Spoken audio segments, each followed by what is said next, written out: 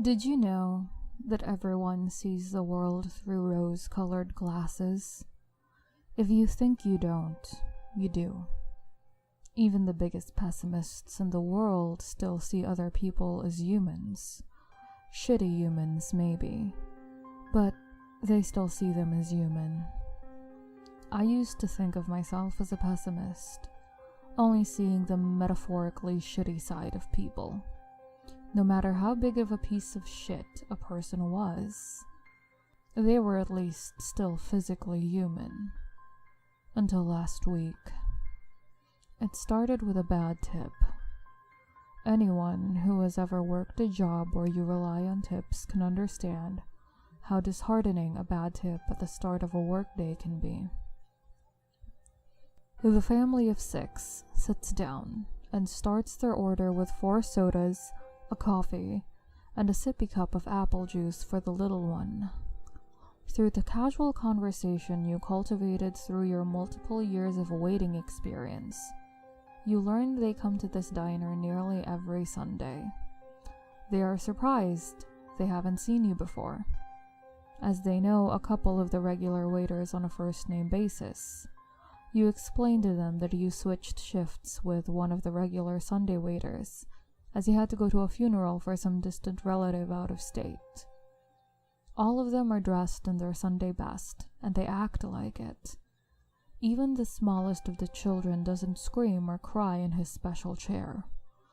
The 3 children big enough to order on their own make eye contact and are the epitome of polite children. It freaks you out a bit at the time, but you appreciate not having to take care of screaming children for once. You hand them the check at the end of their meal and you feel good about the tip coming your way.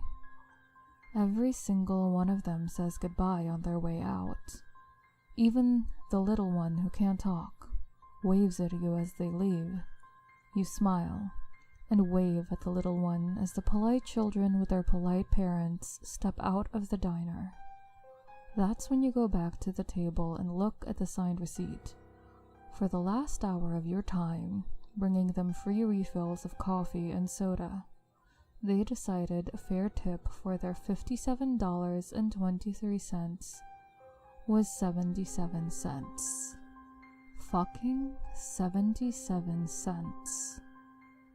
The diner was packed for the rest of my shift, packed with people who think that 5% is a good tipping rate when they actually decide that waiters deserve anything more than nothing. It was about halfway through the shift when the thought entered my mind. He switched with me on purpose. I was one of the few people on the wait staff who had never worked a Sunday, hence didn't know that the church crowd were terrible tippers. Look it up, it's a thing. And that motherfucker knew I didn't know that. The reason he couldn't find someone to take his shift was because no one wanted to work for less than minimum wage. I would have refused if I had known, dead relative or not, and he took advantage of that. So my Sunday started off bad, is what I'm trying to say. My Sunday morning shift bled into nothing going on at home. Beth had moved the last of her stuff out weeks ago, taking with her the only reason I had enjoyed the last couple months of our relationship. Not her, of course. Maddie, the golden retriever I had grown to love more than her, was gone with her, back to her parents' place, and I would probably never get to see her again. The chair, the silverware, and dining room table I could live without. No one gives you visiting rights for a dog. My apartment was empty, filled only with my thoughts and feelings, and that day my thoughts were of legalizing murder against people who stiff waiters and a general disgust of humanity.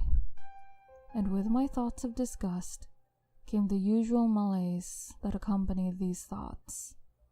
To keep the malaise, that ever-present demon of doubt and regret at bay, I did the only thing I could think of to cheer me up. I started watching compilations of Reddit cringe on YouTube. None of my regrets could compare to the stories of neckbeards that come off of this website on a daily basis. I was in the middle of listening to one of these stories when I saw an unusual ad at the beginning of the video. It wasn't much besides words on a black background. "Do you want to see the world as it truly is?" This sentence is what kept me from immediately clicking the skip ad button. I had no plans to visit or buy whatever the ad was trying to sell me, of course, but I wanted to see what kind of crazy cult shit actually had enough money to buy YouTube ads to drive desperate people to their cult. I was fully expecting to see a picture of the cover for Dianetics, but that wasn't what showed up on the screen next. Rosecoloredglasses.com was the only other thing shown before the ad ended, and the video of the neckbeard violently sweating his way through a My Little Pony convention began again. The ad was so unusual that I paused the video and actually debated visiting the website they mentioned. While it could have been a poorly maintained cult website, it could also be a good piece of viral marketing, in line with the likes of I Heart Bees and whatever the hell that ARG was called that 9 Inch Nails did. I had seen the stories of these types of things before, and always wanted to be on the ground floor of discovering something new. So I convinced myself to visit the website. What's the worst that could happen? Just like the YouTube ad, the website wasn't much more than a plain black background and white text asking me, "Do you wish to see the world as it truly is?" with a small text block with a label saying email address over it. Well, this was getting interesting, in a low-budget treasure map kind of way. So I took the next step in my guided tour of the mystery of this ad/website, and I entered the burner email address I kept on hand for such occasions where I wasn't 100% sold on the veracity of whatever website was asking for it. After I pressed the submit button in the email address field, the website flashed bright white before going completely black.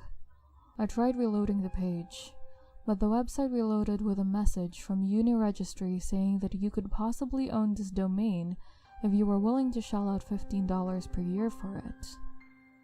That was the first and only warning I got, that whatever was going on was something truly strange and unknowable.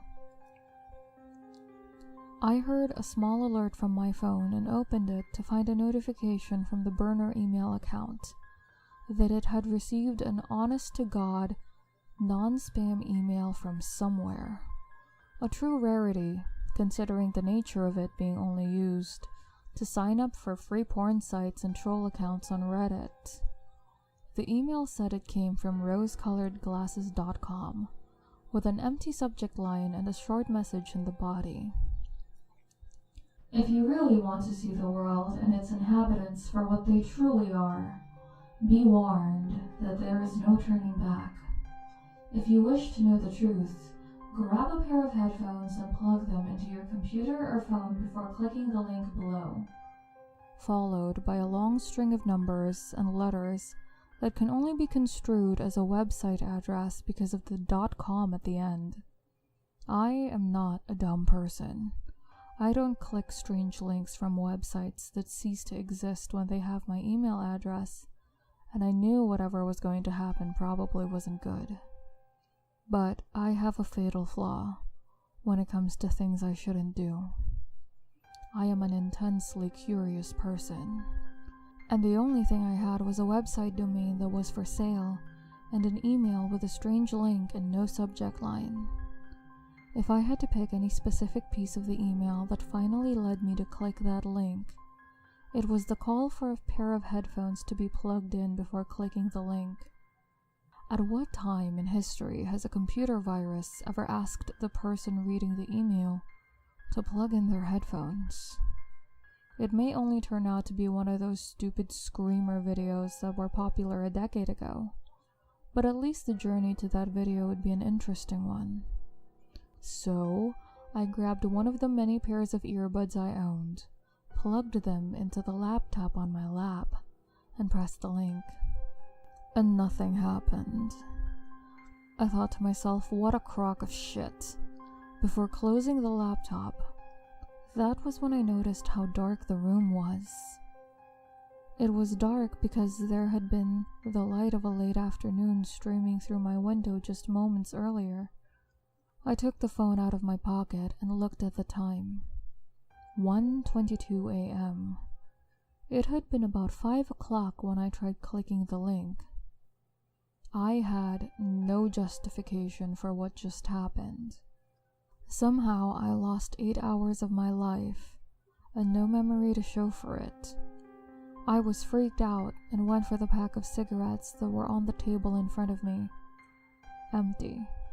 Of course it was fucking empty. The one time I needed the nicotine to calm me down for a valid reason, and I didn't have any on me.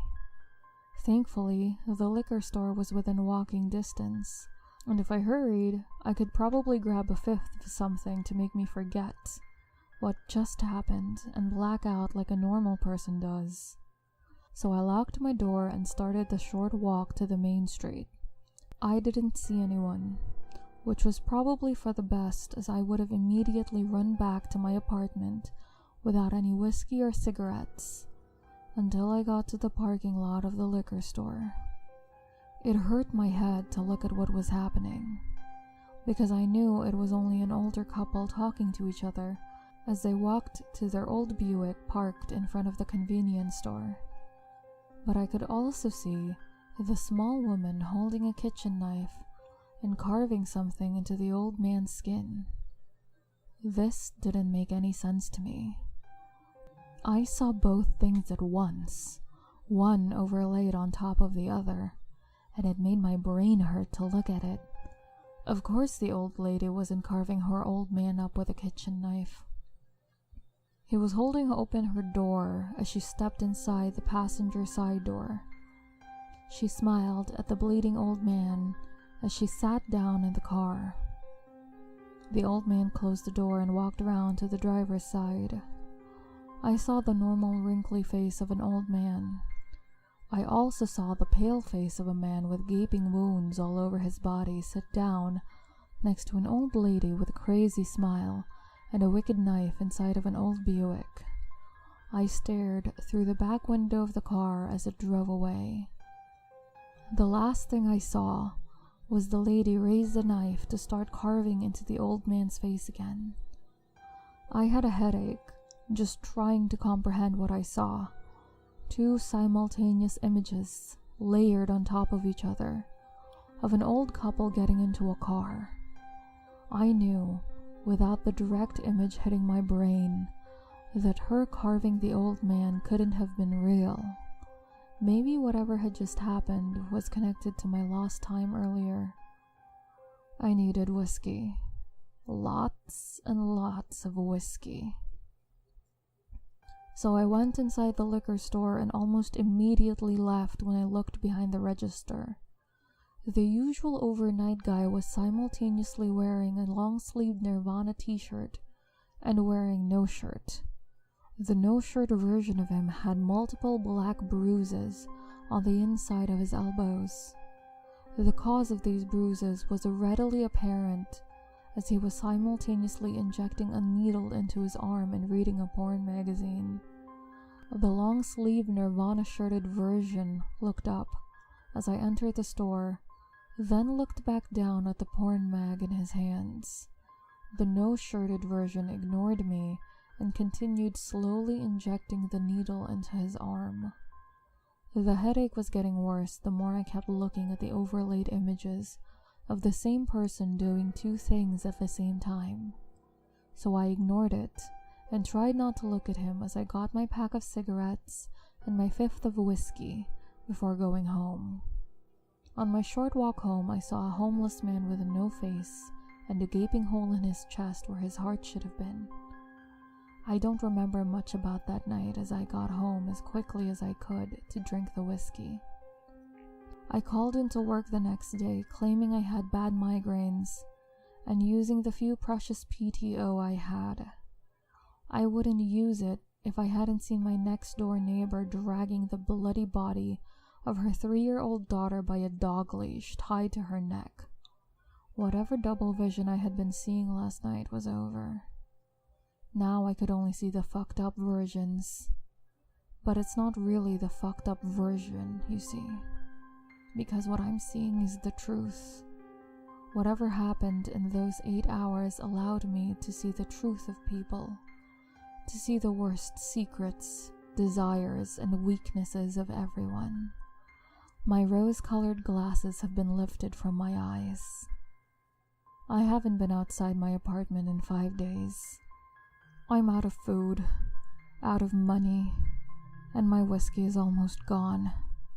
I managed to avoid seeing anyone, but I'm either going to have to go out and get food or die in here. I lied. I have seen one person in the last 5 days.